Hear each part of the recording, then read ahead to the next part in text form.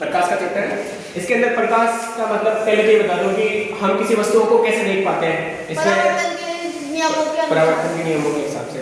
तो परावर्तन के नियम ही पढ़ते हैं शुरुआत में। परावर्तन के नियम, प्रकाश की शुरुआत होगी कि अपन किसी भी चीज को किसके माध्यम से देख पाते हैं। एक तो वहां पे उजाला होना चाहिए, प्रकाश होनी चाहिए, और दूसरे वहां पे क्या कोई भी वस्तु होनी चाहिए और हमारी आंखें हो, बस।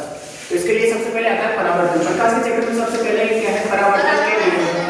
परावर्तन के नियम बता दो भाई, दो नियम।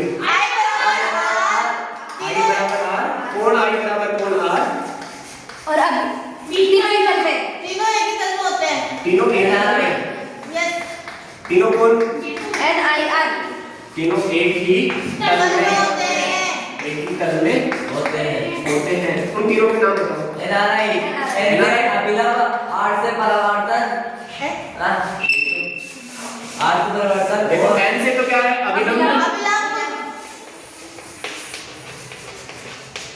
R से क्या है, परावर्तन, परावर्तित किरण, परावर्तित किरण। आपतित किरण, I से आपतित किरण। आपतित किरण।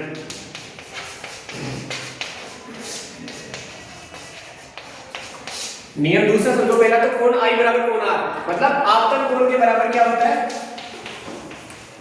आपतन कोण के बराबर क्या होता है, परावर्तन। आपतन कोण के बराबर कौन सा कोण है, परावर्तन। अब थोड़ा सा इधर देखोगे आप, ये तो दोनों नियम पता रहेंगे। अब देखो तीनों एक ही तल में का मतलब क्या है, तीनों एक ही तल का मतलब होता है एक प्लेन, तीनों एक ही प्लेन में। ये वाला डायग्राम देखो, ये एक प्लेन है, ये एक तल है, इस तल पे ही तीनों चीजें होंगी। ये तो क्या है, आपतित किरण I, ये परावर्तित किरण R, और इन दोनों के बीच में क्या बनता है, अभिलंब। अब देखो परावर्तन के दोनों नियम इस डायग्राम से हम बता रहे हैं। अभिलंब से आपतित किरण के बीच में बना कोण, आपतन कोण। अभिलंब से परावर्तित किरण के बीच में बना कोण, परावर्तन कोण। अब बताओ आपतन कोण के बराबर क्या है, परावर्तन कोण। पहला नियम ये रहा। दूसरा नियम, तीनों एक ही तल में, ये दूसरा नियम डायग्राम से मैंने बता दिया कि तीनों एक ही तल में, तो वो वाली ये और ये तीनों एक ही प्लेन में है, परावर्तन का दूसरा नियम। और कोण I बराबर कोण R है, ये परावर्तन का पहला नियम। अब आपके लेसन में क्वेश्चन था कि आपतित किरण किसे कहते हैं, परावर्तित किरण किसे कहते हैं, अपन बता देंगे। आने वाली किरण आपतित किरण, और तल से टकराने के बाद वापस जो लौटती है किरण उसको क्या बोलते हैं, परावर्तन। ये जो वापस लौट रही है, इसी के माध्यम से अपन किसी भी वस्तु को देख पाते हैं। यहाँ पे देखो, ये कहाँ पे लौट रही है, अपनी आंखों में लौटती है। अपनी आंखें, उसमें किरण लौटेगी और उस वस्तु की परछाई बन जाएगी, उस वस्तु का प्रतिबिंब बन जाएगा अपनी आंखों में। ये कहाँ पे लौट रही है, अपनी आंखों में, रेटिना में, और अपनी यहाँ पे स्क्रीन बन गई, इमेज बन गई उस वस्तु की। ठीक है, दोनों नियम बता दिए मैंने। डायग्राम से वो दिखा देता हूँ एक बार परावर्तन के नियम का। परावर्तन के नियम लिखेंगे तो क्वेश्चन ऐसा आएगा, परावर्तन के नियम लिखिए या परावर्तन की क्रिया को समझाएंगे। हम किसी वस्तु को परावर्तन के माध्यम से हम किसी वस्तु को परावर्तन की सहायता से कैसे देख पाते हैं, ये वाला पूछेगा क्वेश्चन। ये दो ही क्वेश्चन है ना टोटल। परावर्तन की सहायता से किसी वस्तु को अपन कैसे देख सकते हैं, किसी भी वस्तु को कैसे देख सकते हैं। अब देखो, इसके लिए बताओ, वस्तु देखो यहाँ पे सन है, सन से किरण आती है, यहाँ पे किरण आ रही है किसी भी वस्तु से, सन से आ रही है। सन की जगह कोई प्राकृतिक ट्यूबलाइट भी हो सकती है, प्राकृतिक प्रकाश। ये है वस्तु को बढ़ाते हैं, ठीक है। उस वस्तु पे एक पॉइंट मान लेंगे, इस पॉइंट में सन से क्या गिरेगी, किरण। ये गिर गई इस पॉइंट में, इस किरण को नाम क्या है, आपतित किरण। आपतित किरण। अब गिरने के बाद क्या होगी, परावर्तित होगी, किस में जा रही है, अपनी आंखों में। अब देखो, परावर्तित होकर अपनी आंखों में गई और इसमें क्या बन गया, वस्तु का प्रतिबिंब। वस्तु का प्रतिबिंब बन गया। कोई भी एक वस्तु है, उस पे किरण आती है, वापस परावर्तित, वापस लौटने वाली किरण को क्या बोलते हैं, परावर्तित किरण।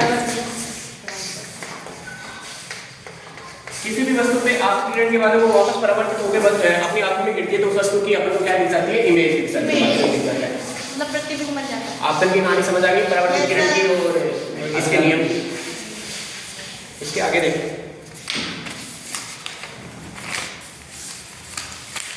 अब आपसे कोई ऐसे कहेगा, एक थोड़ा सा परावर्तन के नियम एक क्वेश्चन आएगा अगर, ठीक है, आपसे ऐसे क्वेश्चन है, इसका मान दे रखा है 60 डिग्री, ठीक है, इसका मान कितना दे रखा है 60 डिग्री, और मेरे को पूछा है कि इस x का मान बताओ, कोण x का मान 60 होगा, क्योंकि कोण I बराबर कोण R होता है, दोनों बराबर होते हैं, तो ये 60 ये भी 60। दूसरा क्वेश्चन पूछने का तरीका ऐसा है कि वो ऐसे बोल देगा कि अभिलंब से क्वेश्चन ऐसे बोलेगा, अभिलंब से आपतित किरण के बीच में बना कोण, किरण के बीच में 90 बना कोण 60 डिग्री है, तो बताओ परावर्तन कोण का मान क्या होगा? समझ आ गया ना? परावर्तन कोण का मान, तो भाई ये वाला अभिलंब से जो आपतित किरण ये वाली, इसके बीच में बना कोण 60 डिग्री, तो ये भी 60 होगा। अब एक क्वेश्चन करवा दो, खुद के अंदर तो पीछे दे रखा है, एक बार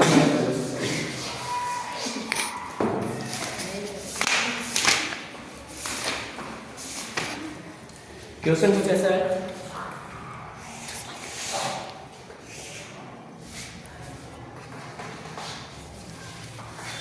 इसका मान कितना है 30 डिग्री, ठीक है, और पूछा क्या है उसने,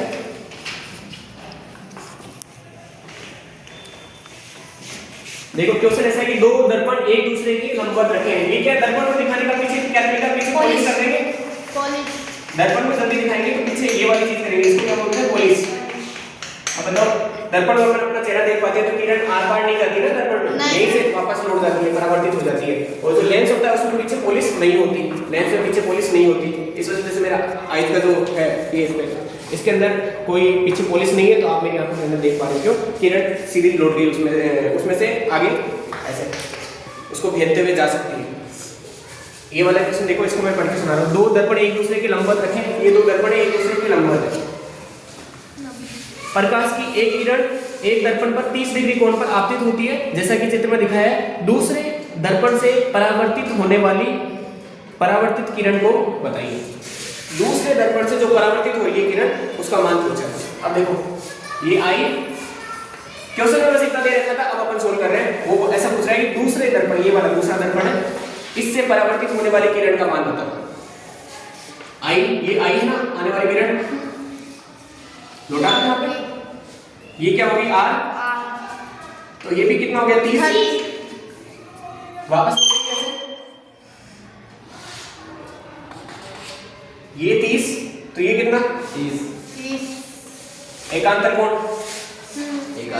एकांतर कोण ये वाला, ये 30 है, तो ये भी कितना हो गया 30, और ये टोटल कितना होता है 90। अभिलंब है ये, अभिलंब और ये वाला तल, इन दोनों के बीच में कोण कितना है 90 डिग्री, टोटल 90 है, और ये 30 है, ये कितना हो गया 60, ये 60 हो गया। अब बताओ ये वाला कोण कितना होगा, ये वाला 60 होगा, इसके बराबर दूसरा और देखिए, बताओ ये अभिलंब से परावर्तित किरण के बीच में ये भी तो 90 डिग्री है, हाँ, ये भी 90 डिग्री है, 90 में से ये 30, तो ये भी 30, तो बचा हुआ ये कितना 60, ठीक है, ये पूछा था परावर्तन।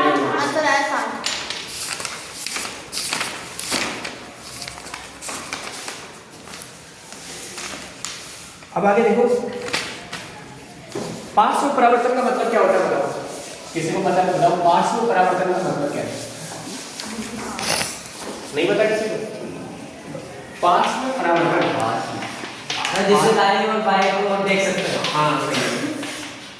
पार्श्व परावर्तन में दायां भाग बाईं ओर दिखता है और बायां भाग दाईं ओर, उल्टा उल्टा, जैसे PQ दिखता है, QP दिखता है, दायां भाग बाईं ओर,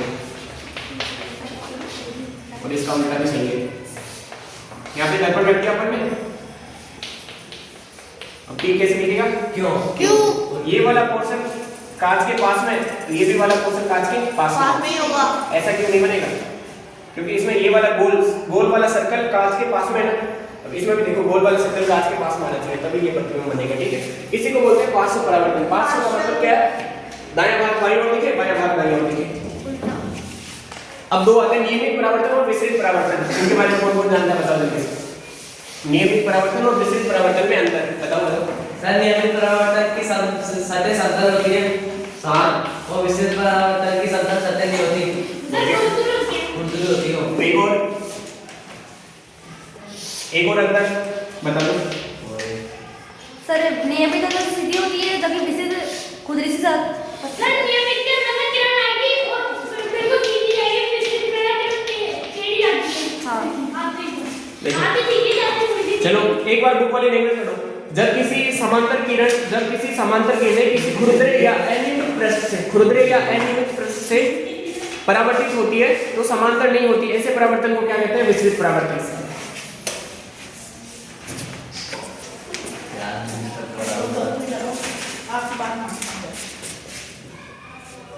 नियमित और विसरित परावर्तन में अंतर पूछ रहा है तो एक बार देखो। जब किसी खुरदरे या अनियमित पृष्ठ से परावर्तित होने वाली किरणें समांतर नहीं होती तो उसको क्या बोलते हैं? विसरित परावर्तन। और जब वो समांतर हो जाएगी तो उसको क्या कहेंगे? नियमित परावर्तन। अब एक देखो, दोनों में एक अंतर देखो। चिकने पृष्ठ किसमें होंगे बताओ? चिकने पृष्ठ का मतलब वही तल, चिकना तल किसमें होगा? नियमित में चिकना तल और विसरित में खुरदरा तल। ये कैसा तल है? चिकना तल किसमें होता है? नियमित। चिकना तल होता है नियमित परावर्तन में। और विसरित परावर्तन में क्या है? खुरदरा तल।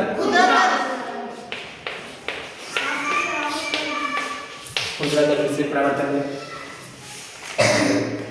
देखो, विसरित परावर्तन में भी परावर्तन के नियम, अब मैं ऐसे कह रहा हूं कि परावर्तन के नियम इसमें लगेंगे कि इसमें लगेंगे, दोनों में लगते हैं, ये याद रखना। इसमें भी परावर्तन के नियम लगेंगे और इसमें भी लगेंगे। अब देखो इसमें तो किरण ऐसा ही आपतित किरण और ये होगी परावर्तित, ठीक है? इसमें यहां से आई आपतित किरण, ये होगी परावर्तित, वापस आपतित परावर्तित। इसमें नियमितता नहीं क्योंकि खुरदरा तल है। देखो परावर्तित प्रकाश को पुनः परावर्तित किया जा सकता है। परावर्तित प्रकाश को, ये वाला परावर्तित प्रकाश, इसको पुनः परावर्तित किया जा सकता है क्या? बिल्कुल वापस हो जाए। जैसे अपन कटिंग करवाने जाते हैं मतलब, तो पीछे के बालों को देखना होता है तो पीछे क्या लगा देता है? मिरर लगा देता है। अब उसकी इमेज सामने वाले कांच में दिख जाती है। तो मतलब परावर्तित किरण को वापस परावर्तित किया जा सकता है। बहुप्रतिबिंब का मतलब क्या है बताओ? बहुत सारे प्रतिबिंब बनना। बहुप्रतिबिंब के बारे में कोई पूछेगा ना तो अपन को क्या बताना है? कलाइडोस्कोप के बारे में। कलाइडोस्कोप के बारे में 2 लाइनें बताओ। कैसे बनता है, किससे बनता है, नहीं पता? कलाइडोस्कोप में कांच की छोटी-छोटी टुकड़ों से, कांच की चूड़ियों से कलाइडोस्कोप बनता है। और छोटे बच्चे जो भी रंगीन कलर के जो भी कांच होते हैं और उनको सन लाइट में अपन वो देखते रहते हैं। छोटे बच्चे इसमें अलग-अलग कलर की लाइटें दिख रही है, थोड़ा-थोड़ा ऐसे अलग-अलग तरह का रंग दिख रहा है, तो उसको क्या बोलते हैं? कलाइडोस्कोप। कलाइडोस्कोप आप देख लो, कलाइडोस्कोप बनाने की रीत वाली, ये कलाइडोस्कोप बनाने का है। एक समतल कांच की ये आयताकार कागज लेंगे और उसमें क्या, या तो प्रिंज ले लेंगे या कांच के टुकड़े ले लेंगे। उनसे फ्रीज में कांच की चूड़ियों से किसका निर्माण होता है? कलाइडोस्कोप का। बस इतना याद रखना, कलाइडोस्कोप का निर्माण किन से होता है? कांच के छोटे-छोटे टुकड़ों से या कांच की चूड़ियों से। देखो किसी किरण पर रखे दर्पणों द्वारा अनेक प्रतिबिंब बनाने की अवधारणा को क्या कहते हैं? कलाइडोस्कोप। अपन बैठे बहुप्रतिबिंब। कलाइडोस्कोप का मतलब क्या है? एक नाम से बताएं तो बहुत सारे प्रतिबिंब।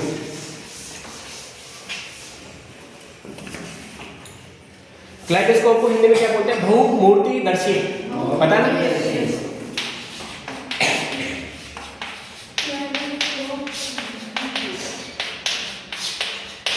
इसका नाम क्या है हिंदी में? बहुत सारी मूर्तियां, यानी कोई भी वस्तु की परछाई प्रतिबिंब, दर्शी यानी दिखाई देगी, जिसमें बहुत सारी इमेज दिखेगी, उसको क्या बोलते हैं? कलाइडोस्कोप। इसका निर्माण क्या होता है? कांच की चूड़ियों से या फिर कांच के टुकड़ों से।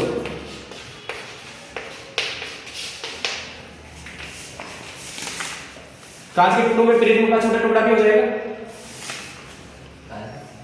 सूर्य का प्रकाश कैसे कलर का होता है? सफेद कलर का।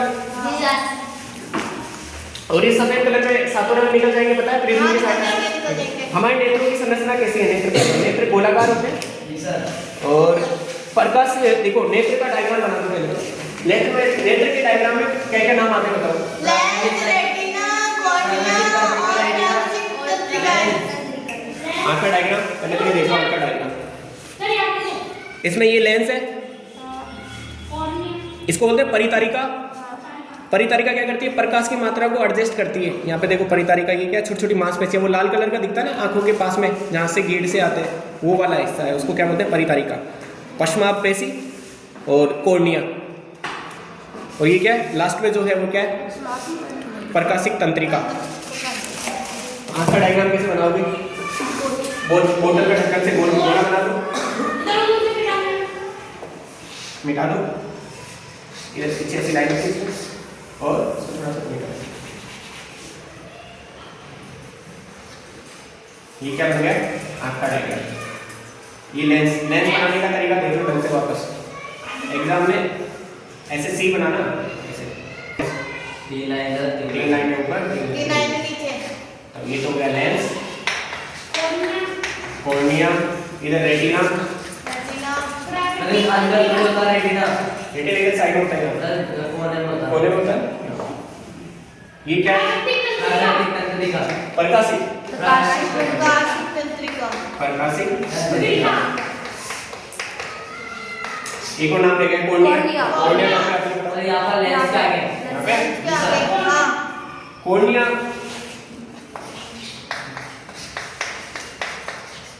कॉर्निया अपनी अपनी आंख देखिए, आसपास वाले लोगों की है ना आंखें देखोगे तो कॉर्निया क्या है? लेंस तो क्या है एकदम बीच में जो है, सबसे बाहर क्या है? व्हाइट, व्हाइट के अंदर क्या है? ब्लैक कलर, ब्लैक कलर के अंदर क्या है? नीला कलर, नीला कलर वाला तो है एकदम जो अंदर है छोटा सा, वो तो है लेंस। उसमें अगर मैं आपके आंखों में देखूँ तो मेरी पूरी इमेज दिखेगी उस वाले लेंस में, सबसे अंदर वाले पार्ट। उसके बाहर क्या है? ब्लैक कलर का, ब्लैक कलर के बाहर क्या है? व्हाइट। अब इसमें क्या है? लेंस के पास में जो है वो वाला हिस्सा क्या है? कॉर्निया। तो क्या है? कॉर्निया, जो ब्लैक हिस्सा है। दृष्टिपटल के बारे में बताओ। आंख देखो, प्रकाश को आंख के पीछे एक परत फोकसित करती है, जिसको क्या बोलते हैं? दृष्टिपटल। रेटिना का दूसरा नाम क्या है? दृष्टिपटल। रेटिना का दूसरा नाम क्या है? दृष्टिपटल। कोई भी प्रकाश की किरण आ रही है, इधर से आती है ना, इधर से प्रकाश की किरण लेंस पे आएगी। अब बताओ लेंस है तो क्या ऐसे लौटेगी क्या? लेंस है वापस थोड़ी लौटेगी, लेंस में पॉलिश तो होती नहीं है, वापस थोड़ी लौटेगी, ये सीधी सीधी चली जाएगी ऐसे। अब बताओ ये कौन से बिंदु पे आएगी? यहाँ पे इस वाले पॉइंट को क्या बोलते हैं? रेटिना। जिस पर उसका फोकस बन रहा है। यहाँ पे क्या है? कोई भी वस्तु से प्रकाश वस्तु पे गिरा और वस्तु चमक गई, वस्तु का इमेज, वस्तु की जो किरण है आप वो किस पे? लेंस पे गिरी और लेंस से आगे चली जाएगी, क्योंकि वो क्या लेंस दर्पण तो है नहीं कि परावर्तन हो जाएगा, नहीं, वो सीधी चली जाएगी आगे हर बार। और जिस बिंदु पे फोकसित होती है उसको क्या बोलते हैं? रेटिना। जिस बिंदु पे वो फोकस होती है, फोकसित होती है, उसको क्या बोलते हैं? रेटिना। रेटिना को हिंदी में बोलते हैं दृष्टिपटल। दृष्टिपटल। एक अंध बिंदु के बारे में समझ लो। अंध बिंदु की परिभाषा ही बता देता हूँ। दीर्घ तंत्रिका तथा रेटिना की संधि पर कोई तंत्रिका कोशिकाएं नहीं होती।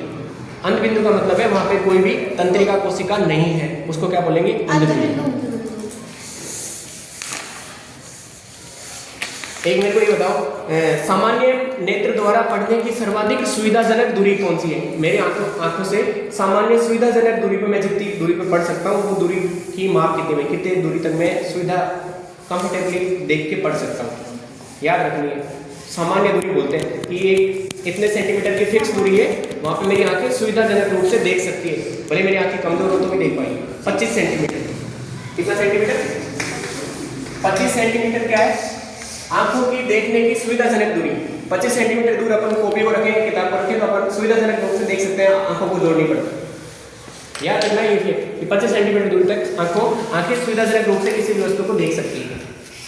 देखो, वृद्धावस्था में नेत्र दृष्टि थोड़ी सी धुंधली हो जाती है, उसको क्या बोलते हैं? मोतियाबिंद बोलते हैं। उसको क्या मोतियाबिंद का मतलब क्या है?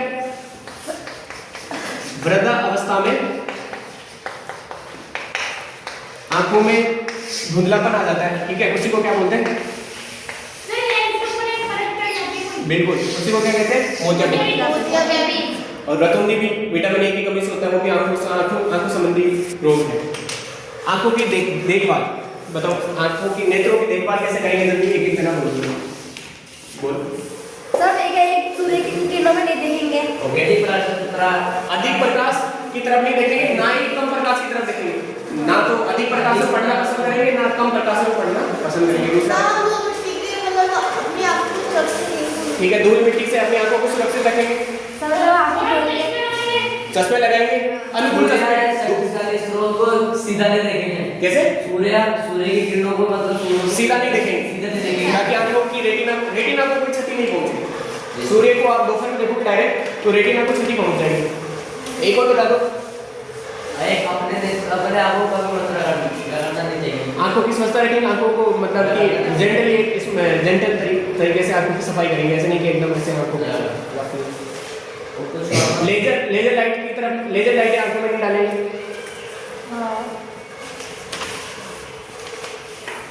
और उचित चश्मे का यूज करेंगे, सनग्लासेस।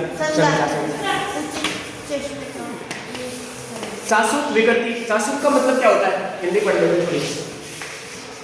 चाशुक चक्षु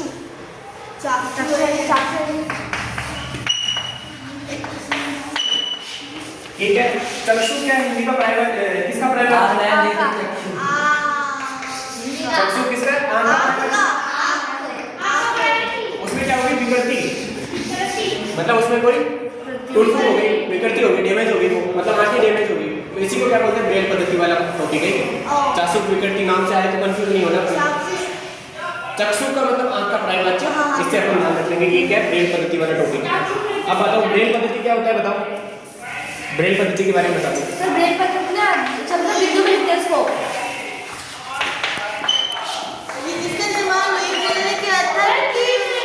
ब्रेल पद्धति का निर्माण किसने किया था? लुई ब्रेल ने। ये पहले अंधा नहीं था, 15 साल तक ये पढ़ा, फिर ये ज्यादा पढ़ाई किया, फिर अंधा हो गया। तो इसने ऐसे सोचा कि अब मैं पढ़ नहीं पा रहा, तो मैं क्यों ना एक ऐसी चीज का आविष्कार करूं जिससे दुनिया के सभी अंधे लोग पढ़ पाए। उसी को क्या बोलते हैं? ब्रेल पद्धति। इसके लिए इसने ना 6 छोटे-छोटे सिंबल बनाए थे, 63 बिंदु एकत्रित किए थे। अपन को वो वाला उस पर नहीं जाना, अपन को ध्यान रखना है कि ब्रेल पद्धति किसने बनाई थी? लुई ब्रेल ने। और ये अंधों को पढ़ने की एक लिपि है। अंधे जिस लिपि से पढ़ते हैं उसका नाम क्या है? ब्रेल। ये याद रहेगा। इसको क्या दूसरा नाम क्या है? चाक्षुष विकृति। चाक्षुष विकृति।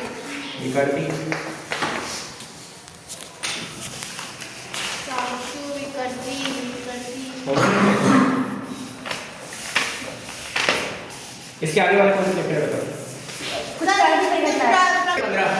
कुछ प्राकृतिक घटनाएं। कुछ प्राकृतिक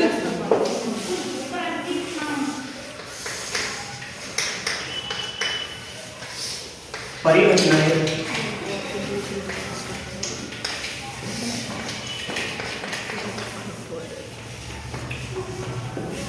प्राकृतिक परिघटनाओं में सबसे पहले बताओ कौन कौन सी प्रकृति में होने वाली घटनाएं हैं? सबसे पहले चलो एक और बताओ। भूकंप और भूस्खलन। हाँ, और बताओ, देख के बता रहे हो? दो ही चीजें। एक वो प्लेटों वाली गतिविधि तो थी, भूकंप, ठीक है, दो ही है। आपकी दो ही प्राकृतिक घटनाएं हैं, एक तो भूकंप, सुनामी नहीं, इसमें नहीं है, चैप्टर के अंदर बतानी है। तड़ीक के बारे में बताओ, तड़ीक के बारे में 2 लाइन बता दो। बता सर, वो घरों के बाहर लगाते हैं ना लोहे का। ठीक है, और बता, तू भी बता दे। घर के ऊपर ना लोहे की छड़ लगा देते हैं, जिससे ना 12 तक आते ना आपस में, तो लड़ते तो जो बिजली आती है ना, वो है ना उसी पे गिरती है, वो है ना, क्योंकि वो उसको चुंबक की तरह अपनी ओर आकर्षित कर लेता है। एक है यहाँ पे सड़क जा रही है, कन्ने मार को बताते हैं। यहाँ पे लोहे की छड़ लगा देंगे। ये क्या है? लोहे की छड़। लोहे के साथ में। हाँ, लोहे की छड़। अब क्या ऊपर से बिजली गिरेगी? प्राकृतिक परिघटनाएं कैसे हो रही है बताओ? दो बादल, मतलब जो दो बादल है ना, वो एक दूसरे से टकरा रहे हैं, जिससे वो बिजली कड़कती है। ये बादल इस बादल से टकराएगा। हाँ। इसमें माना कि पॉजिटिव चार्ज है, इसमें पॉजिटिव चार्ज है, इसमें नेगेटिव चार्ज है, तो ये चार्ज आपस में भिड़ेंगे। चार्ज आपस में भिड़ेंगे तो क्या होगी? बिजली पैदा होगी। बिजली पैदा होगी तो सबसे पहले बिजली चमकेगी, जो आवाज आएगी बिजली की। अपन चर्चा करेंगे तो पहले बिजली को चमकते हुए अपन देखेंगे या फिर पहले उसकी आवाज सुनाई देंगे? क्योंकि प्रकाश की चाल ज्यादा होती है किससे? ध्वनि से। प्रकाश की चाल ध्वनि की चाल से ज्यादा होती है। सूर्य का जो प्रकाश है अपन से बहुत 17 करोड़ किलोमीटर दूर है, वो अपने अपने अर्थ तक है ना 8 मिनट में पहुंच जाता है, और वहां की जो आवाज है वो नहीं पहुंचती। ठीक है, तो प्रकाश की जो चाल है वो ध्वनि की चाल से ज्यादा है। प्रकाश की चाल ध्वनि की चाल से ज्यादा होती है प्रकाश की चाल। इसलिए जब बिजली कड़कती है और बिजली चमकती है तो चमकता हुआ हिस्सा पहले अपन को दिखाई देता है, उसकी आवाज थोड़ी बाद में सुनाई देती है। ओके। अब ये बिजली जैसे ही दो बादल टकराए, बिजली उत्पन्न हुई और बिजली यहाँ पे आ रही है, मान लीजिए यहाँ पे तीसरा बादल ये टकराया यहाँ पे बिजली, अब बिजली इस घर पे गिरती, घर पे नहीं गिरेगी क्योंकि यहाँ पे क्या लोहे की छड़ है, तो बिजली इधर शिफ्ट हो जाएगी, आकर्षित हो जाएगी इधर। अब ये लोहे की छड़ के सारे ये बिजली कहाँ गिर जाएगी? सड़क पे। सड़क पे जैसे गिरेगी तो बताओ घर की हानि से सुरक्षा हो गई, घर की सुरक्षा हो गई। इसलिए ये लोहे की छड़ घर के किनारों पे लगाई जाती है। रगड़ने द्वारा आवेशन, अपन आवेश की प्रक्रिया समझ लो। आवेश का निर्माण कैसे कर सकते हैं अपन बताओ?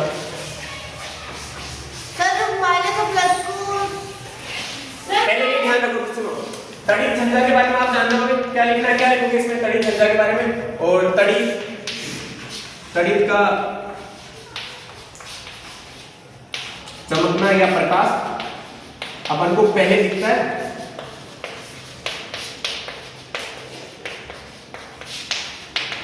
एंड ध्वनि बाद में सुनाई देती है। ये वाला दो क्वेश्चन है, ध्वनि बाद में सुनाई देती है। इन दोनों में अंतर क्या है?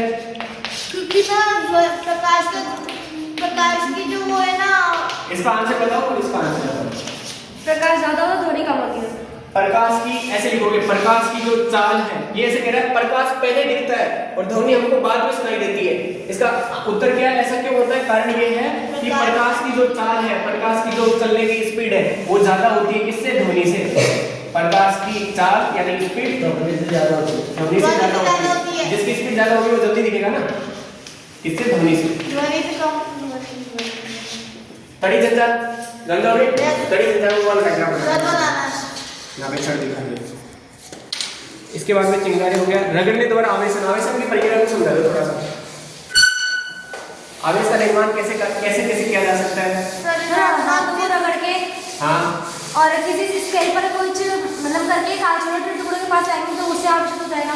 ठीक है, वो तो स्टेप मेथड हो गया। ठीक है, वो बताओ सही है, वो स्टेप मेथड। सर गुब्बारे का एक्सपेरिमेंट हो सकता है। हाँ, गुब्बारे से। रगड़ने द्वारा आवेशन, इसमें आवेश के प्रकार तथा इनकी अनोन्य क्रिया के बारे में बताएंगे। इसमें देखो गुब्बारे के बारे में बता रखा है कि एक आवेशित गुब्बारा दूसरे आवेशित गुब्बारे को क्या करता है? प्रतिकर्षित। एक आवेशित गुब्बारा है, दूसरे आवेशित गुब्बारे को क्या करेगा? प्रतिकर्षित। दूर करेगा। एक ये बैलून है, ये भी एक बैलून है, दोनों ही क्या है? आवेशित। दोनों ही आवेशित है, तो एक दूसरे को क्या करेंगे? प्रतिकर्षित। दूर भेज देंगे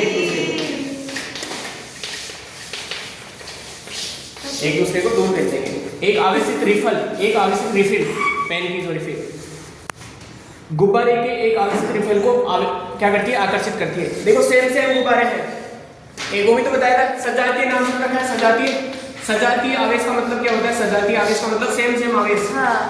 जैसे प्लस प्लस या माइनस माइनस। बताओ प्लस प्लस एक दूसरे को आकर्षित करेंगे क्या? नहीं। तो ये देखो दोनों क्या है? सेम गुब्बारे हैं, सेम आवेशित गुब्बारे हैं। ये भी आवेशित है और ये भी क्या है? आवेशित है। अब बताओ ये क्या करेंगे? प्रतिकर्षित ही करेंगे ना। माइनस माइनस होते तो भी प्रतिकर्षित करते हैं। सजातीय आवेश एक दूसरे को क्या करते हैं? प्रतिकर्षित करते हैं। और विजातीय आवेश का मतलब अलग अलग आवेश एक दूसरे को क्या करते हैं? एक दूसरे को क्या करते हैं? अलग अलग आवेश एक दूसरे को करते हैं आकर्षित। ये क्या करेंगे? आकर्षित। दूसरा पॉइंट ये है कि एक आवेशित रिफल ने दूसरी आवेशित रिफल को क्या कर दिया? प्रतिकर्षित कर दिया। अब ऐसा है कि एक आवेशित गुब्बारे ने दूसरे आवेशित गुब्बारे को क्या किया? आकर्षित की प्रतिकर्षित। क्योंकि इसका हिंट ये है कि सजातीय क्या करते हैं? प्रतिकर्षित, और विजातीय क्या करते हैं? आकर्षित। ये भी आवेशित, तो क्या हो गया? प्रतिकर्षित हो गया। परंतु एक आवेशित गुब्बारे ने आवेशित रिफल को क्या कर दिया? आकर्षित। समझे? जब रिफल होगी तो प्रतिकर्षण हो जाएगा, जब गुब्बारे होंगे तो प्रतिकर्षण हो जाएगा। रिफल और गुब्बारा आएगा तो क्या हो जाएगा? आकर्षण। अपोजिट हो गया।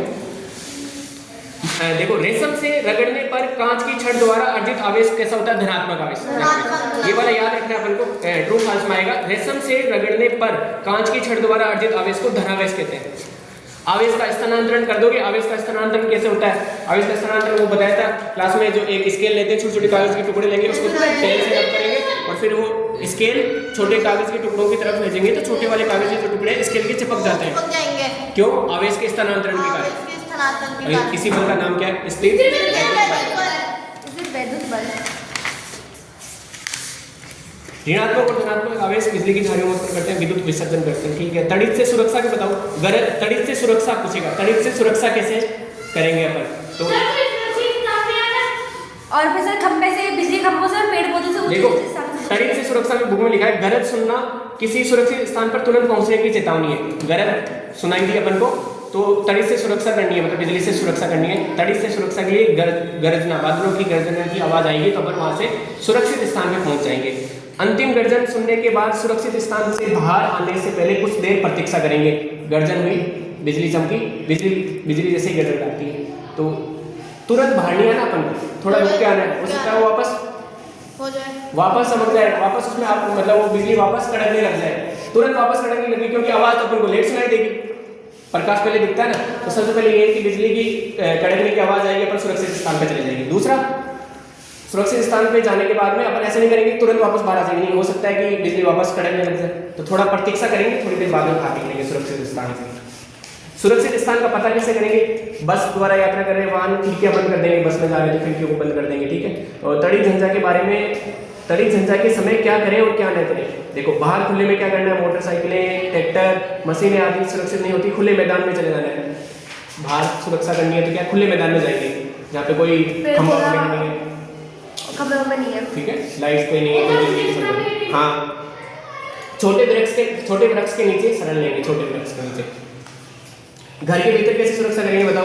टेबल के कोने में चले जाएंगे। ठीक है, और टेलीफोन से बात करेंगे क्या? नहीं। कंप्यूटर टीवी को चालू रखेंगे? नहीं। ट्यूबलाइट जला के रखेंगे? नहीं। ठीक है, तड़ित चालक के बारे में बता दिया। तड़ित चालक एक ऐसी युक्ति जिसका उपयोग भवनों को तड़ित के प्रभाव से बचाने के लिए किया जाता है, बता दिया था। भूकंप के बारे में बताओ जल्दी से। भूकंप पृथ्वी की प्लेटों से टकराते जो हाँ। होते हैं वो भूकंप कहलाते हैं। पृथ्वी की प्लेटें जब टकराती है या गति करती है तो क्या आता है? भूकंप। हाँ, इंडिया में भूकंप कौन से जगह पे आता है? तो एक दो नाम बता दो। हिमालय, हाँ बता। कश्मीर, नई दिल्ली, कहाँ वहाँ पे आता है? ज्यादातर कश्मीर में आता है, वहाँ पे पहाड़ हाँ, उत्तर कश्मीर में आया था 2005 में। ये नहीं पूछेगा नहीं। भूकंप के क्या कारण हो सकते हैं? पृथ्वी के भीतर सबसे ऊपरी सतह में गहराई की गड़बड़ी के कारण भूकंप आते हैं। अब देखो, ये पृथ्वी की सतह है, ये पृथ्वी की सतह, इसकी कौन सी परत? ऊपरी सतह में गहराई की कुछ गड़बड़ के कारण क्या आते हैं? भूस्पंद आते हैं। पृथ्वी की इस परत को भूपरपट्टी कहते हैं। भूकंप कहाँ से आएंगे? पृथ्वी की जो प्लेट है, सबसे ऊपर वाली प्लेटें हैं, वो थोड़ी हिलने डुलने लग जाएगी आपस में, तो क्या आएंगे? भूकंप आएंगे। ये देखो, ये दो प्लेटें हैं। कौन सी? ये दो प्लेटें, ये दो प्लेटें आपस में टकरा रही है, यहाँ पे ये इधर से आ रही है, इधर से आ रही है। जैसे टकराएगी तो क्या आएगा? भूकंप। दो प्लेटें हैं, ये प्लेट, ये ऐसे प्लेट है पृथ्वी, ये दूसरी प्लेट है, दोनों एक दूसरे की तरफ गति कर रही है। अब मतलब यहाँ पे टकराएगी ना जैसे ही, तो इसके बीच में से क्या आएगी? दरारें पड़ जाएगी, या इनमें गति हुई तो उसमें क्या आएगा? भूकंप। यूरेशियन, पृथ्वी की वो दो प्लेटों का नाम समझ लो, यूरेशियन प्लेट और दूसरी क्या है? Indian plate. ये जो हिमालय के सबसे ऊपरी हिस्से में क्या है? यूरेशियन प्लेट, ये ऊपर वाली यूरेशियन प्लेट, नीचे वाली ये इंडियन प्लेट। दोनों क्या कर रही है? आपस में लगातार थोड़ी गति कर रही है, या तो इधर जा रही है, पास में ही आ रही है। इनमें क्या होगी? टकराहट आएगी, टक्कर होगा। टक्कर जैसे होगा तो क्या आएगा? भूकंप। भूकंप प्लेटों की गतियों के कारण उत्पन्न होता है, अतः प्लेटों की सीमाएं दुर्बल क्षेत्र होती है, वहां भूकंप आने की संभावना अधिक होती है। जहां पे प्लेटों की जो है ये दुर्बल है, प्लेटें ये सतह, वहां पे भूकंप आने की संभावना ज्यादा है, जैसे कश्मीर में। भूकंप क्षेत्र किसे कहेंगे बता दोगे? जहां पे भूकंप आने की प्लेटें गति करती है, जहां भूकंप आने की संभावना ज्यादा होती है, भूकंप क्षेत्र कहलाते हैं। इसका उदाहरण बता देना, एक हिमालय। तरंगे उत्पन्न करती है। देखो, भूकंप पृथ्वी की सतह पर तरंगे उत्पन्न करती है, इन तरंगों को भूकंप तरंगे कहते हैं। देखो, भूकंप कैसे आता है? भूकंप के बचाव बता दो, घर के अंदर, और बात जल्दी बताओ। घर के अंदर भूकंप से बचाव कैसे करते हैं? टेबल के नीचे उठ जाएंगे, बोल। टेबल के नीचे चल जाएंगे, टेबल या बेड के नीचे। और सब बड़ी चीजों से दूर रखिए, फ्रिज और विद्युत वाली लाइट है ना उन सबको बंद कर देंगे। बताइए हो गया सारा। बाहर घर के बाहर कैसे उपाय है भूकंप से बचने के? घर के बाहर घर के बाहर छोटे छोटे जो पेड़ पौधे हैं, उनके नीचे खुले क्षेत्र में चले जाएंगे पहला। दूसरा, ऊंची इमारत या भारी वस्तुओं से दूर चले जाएंगे क्योंकि वो गिर सकते हैं।